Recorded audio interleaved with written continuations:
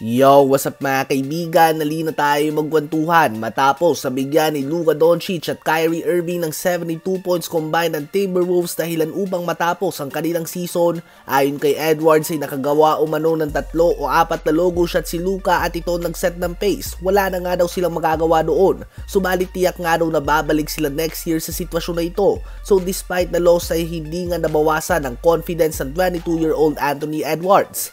Sa ngayon ay issue nga sa mga fans ang pag-walkout ni Anthony Edwards. Hindi man lang nga daw ito nakipagkamay sa mga player ng Mavs, isang bagay na hindi gawain ng mga players after a playoff series. Tinatawag nga daw ng mga Timberwolves fans na iyakin si Luka Doncic, ngunit mas naging iyakin umano si Edwards sa dulo ayon sa mga netizens. Ganun pa man wala ngang takas si Ant dahil nakasalubong na nga si Luka sa dugout habang suot ang West Finals hat and t-shirt at daladala ang kanyang West Finals MVP trophy at dito na nga sila nagkamay. Habang si Dereck Lively Jr. naman na naging malaking parte ng playoff run na ito ng Dallas Mavericks, including ang perfect 16 of 16 shooting sa field sa NBA West Finals, ay sinabi na hindi pa nga daw sila tapos at may 4 pa silang panalo na kailangan may panalo. Si Lively nga ay naglalaro ngayon para sa kanyang nanay na pumanaw few months ago, kaya naman talagang inspired nga siya mga kaibigan.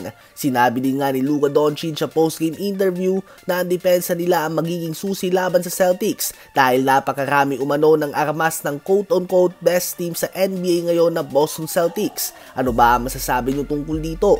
Ngayon ay tumungo naman tayo sa balita na ang 2-time NBA champion Rajon Rondo ay isa sa mga main candidates bilang assistant coach ng Los Angeles Lakers ayon sa balita ng LA Times. Napag-usapan nga natin na mukhang si JJ Redick na ang susunod na head coach ng Lakers base sa mga reports sila Chris B. Haynes ng Yahoo Sports. Official announcement na lang nga daw ng Lakers ang hinihintay.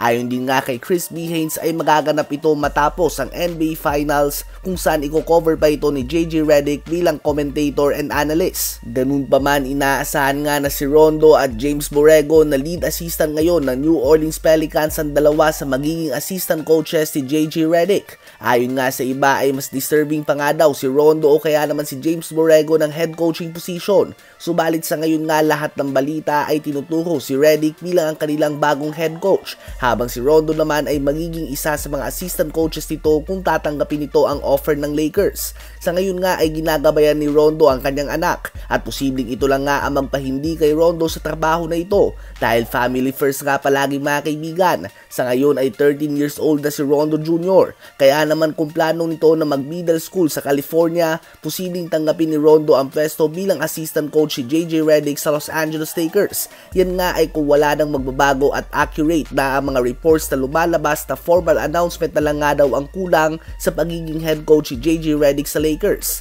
Ano ba masasabi niyo tungkol dito?